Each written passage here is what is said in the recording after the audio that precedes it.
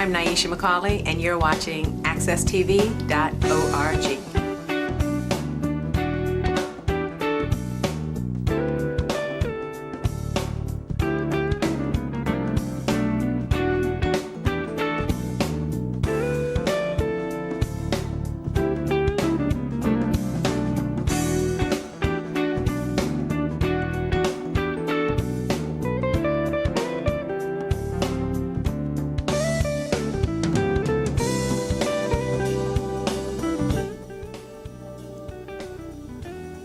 Good morning, and I'd like to welcome everyone to the challenge.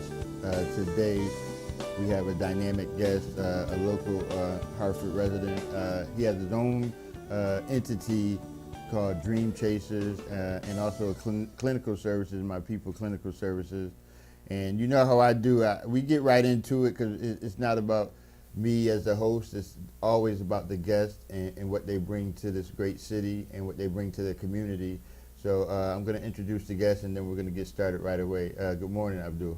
Good morning. So, like I said, you kind of got your hand in a couple of things, the Dream Chasers and My People Clinical Services. So if you could kind of just say what those are. Well, you have My People Clinical Services, an agency that I started back in 2005. We started off with the Fatherhood program, and then from there we basically grew it into 6 different programs that we offer: mentoring, supervised visits, fatherhood, clinical services, case management, and then now we do supportive apartments as well. So we primarily work with DEMIS and DCF clients. We also take Husky Insurance, so sometimes we get people from the community that come in, and it's just an agency that we're continually trying to build. Our mission is to enable my people to help your people so our people will succeed. And that's what we try to do, is ultimately when somebody comes to work with us and when they leave, we hope they're more successful and doing better in their lives. Okay, Yeah. so you kind of are moving some of the residents in Hartford into a better place. That's a great thing. And then you said My People Clinical Services, Dream Chasers. The Dream Support Network is actually the name of the organization. The Dream Support Network, our mission there is to encourage, inspire, and support individuals to live the life of their dreams. So with that organization, we do an event called Ice Cream for a Dream. Go out and give out free ice cream for people to tell us their dreams. We're always looking for a sponsor for that. We also do the Dream Chasers Workshop. The next Dream Chasers Workshop will be actually tomorrow, Saturday, September 21st at 915 Asylum Avenue. And so, and then most importantly, what we try to encourage people to do is go out and do the things they really want to do with their lives. So, I always try to chase my dreams. Next Monday, I'm actually going to be an extra in a Spike Lee joint. And that's something that I've wanted to do since I was like in high school. Okay. And so, in life, you just got to go out and do the things you want to do with your life and not let, the barriers or money or whatever hold you back. So that's what we try to encourage people to do. All right, so I know you're here in Hartford, Connecticut. Were you born in Hartford, Connecticut? No. I was born in White Plains, New York. I lived in White Plains for most of my life, up until high school. My father actually took a job at the Village for Families and Children when I was going into my sophomore year in high school. Okay. And so my father, we moved to Connecticut. I guess that would have been like in 1988, something like that. So I graduated from Hall High School in West Hartford. Okay. And then, I went to college. I went to film school out of college. I went to the School of Visual Arts. And I found out very quickly that I wasn't a very good filmmaker. I always wanted to do film. I really looked up to Spike Lee at the time. And what it was, though, is that I wanted to do the film so I could guarantee that I would be on the screen. Right. So I'm really I don't think I was ever really interested in filmmaking. I was more interested in guaranteeing my spot in front of the camera because I think I'm photogenic, and and also I just thought I could be not necessarily an actor, but maybe a host or something like that. Right. So I went to film school, but I dropped out of film school after the first semester. After I realized that my films were pretty terrible and everybody else's were really good. I came back to West Hartford, got a job. I applied to Tougaloo College. Mm-hmm. My parents went to Tougaloo College. So Tougaloo College is a historically black college in Mississippi. Okay. I applied, and I mean that's one of the things about me is like I focusing on one thing. I'm not a person that like I didn't apply to 10 colleges in high school. I didn't apply to 10 when I dropped out of film school. I said, okay, I'm gonna go to Tougaloo. Right. And so I went to I got accepted. I went down to Tougaloo.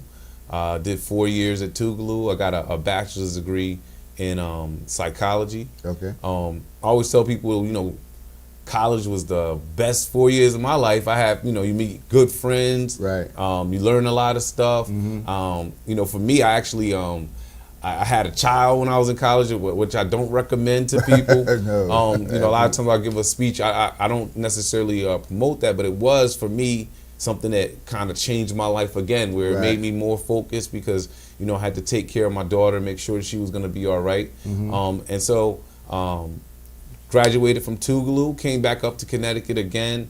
I got a job at the Village. Every year that I was at Tougaloo, I would come here in the summer and do like an internship at the Village, work at the Village.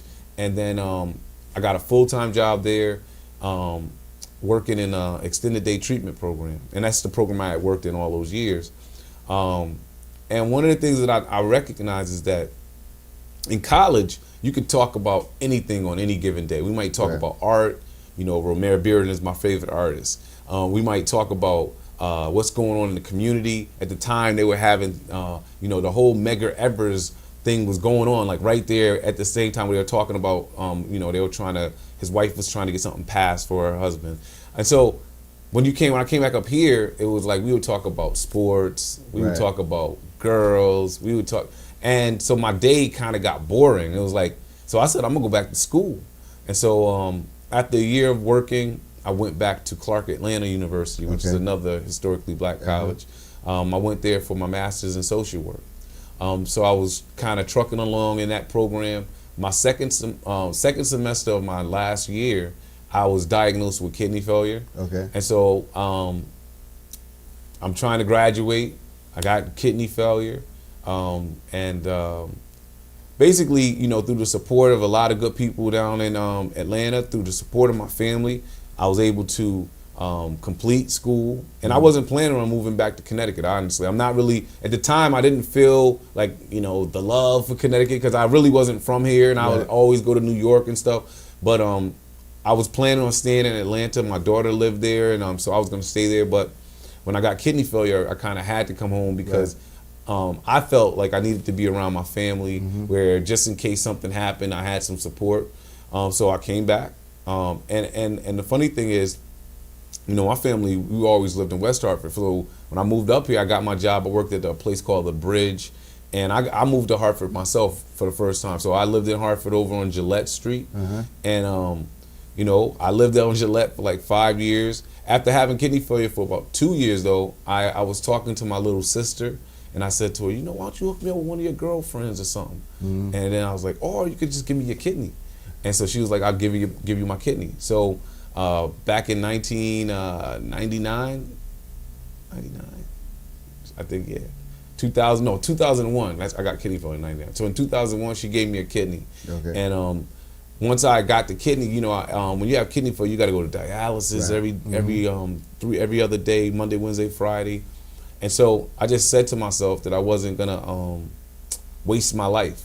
So that's when I kind of started my dream chasing stuff, but it wasn't an organization. It would just be, I would be dreaming, thinking about what I want to do. I start writing the stuff down and saying, oh man, if I ever get a kidney, this is what I would do. And so, my brothers, I was telling some kids the other day, at the time, my brothers were going to Brazil. I had never been out of the United States. And so I just started writing everything I wanted to do down. And when I got the kidney, I started trying to do those things. One of them was start my own business. I always tell people I've never been a very good employee. I could do the job, but I wasn't very good at it. And so I started, I wrote my graduate thesis on fatherhood. And I decided that I would start my people after working at the Village. I had an opportunity that came up. Andrew Woods, he's the executive director of Hartford Communities of Care. He gave me a job for 6 months. He said, 6 months, I got you, but while I was working for him, I was able to start my people. By the time, I never even made it through 6 months. I think after like 5 months, I had to resign because my people had started growing. And so I started my people in 2005. And by the end of the year, I had over 100 staff. So the agency grew very quickly, and we've kind of continued to move on since then. Of course, like I said, we added other programs.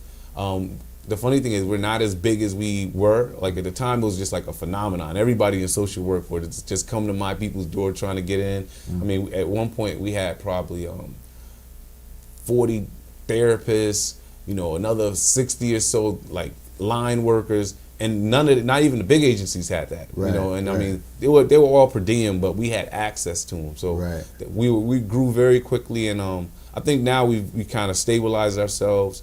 And I believe the work that we're doing is very good in the community. Let me ask you, so going back, because at the beginning you said the village. For people that don't know what's the village?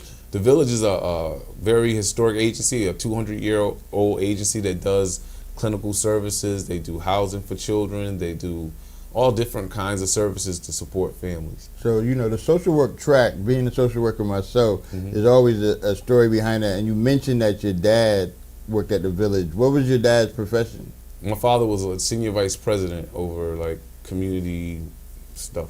All right, so he always did community work. Do you think that influenced your your way into social work, or? Oh, most definitely. I mean, my father is my greatest role model in my life, and so he's somebody where I watch him and I learn from him, and so he definitely. I always tell a story when I was a kid. I was the vice president of Peace Associates. Peace Associates was my father's consultant agency, and so from the time I was 8, I was the vice president of something. So I believe that he planted a seed in me to be able to make me believe that I can be the president, executive director, whatever I want of my own organization, because I've been the vice president since I was 8. Right. And so he's definitely been a huge impact on my life and the choices that I've made. And he's my dad. All right. And then you mentioned your thesis in college about fatherhood. What did you find out? So you wrote a thesis about fatherhood in the African American community. If we had to put a check next to a need, it's definitely for fathers. So what did that paper teach you about fatherhood? Well, the literature just basically shows that when fathers aren't involved in their children's lives, their children's lives are much more difficult. That's the bottom line. What my graduate thesis focused on was a evaluation of a fatherhood program. So basically what I did was I looked at a program that they were operating in Atlanta, and I said, these are the positives, these are the negatives, this is how you can improve the program. But the literature is very clear. When fathers aren't involved in their children's lives, they're more in poverty. Their education goes down.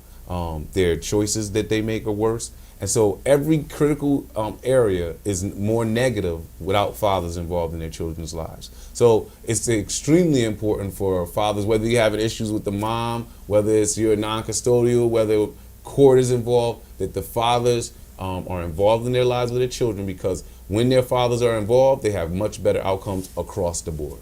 All right, so that's some good information.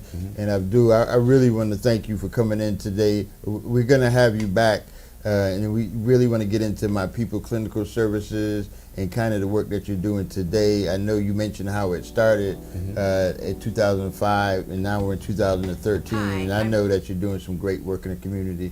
So we're going to continue the conversation about My People Clinical Services and the Dream Network. All right, but thanks for coming in. All right.